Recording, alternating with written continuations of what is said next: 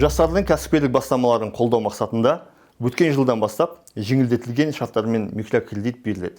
Микрокредит сомасы 5 миллион теңгеге дейін, ал жылдық номиналды сыйақы мөлшерлемесі 2,5% құрайды. Микрокредит алушылар үшін негізгі борышы мен сыйақы өтеу бойынша ұзақтығы жалпы мерзімнің 3/1 бөлігінен аспайтын кезеңге жеңілдікпен беріледі. Микрокредит беру мерзімі 5 жылға дейін, ал мал шаруашылығы саласындағы жобалар үшін 7 жылды құрайды.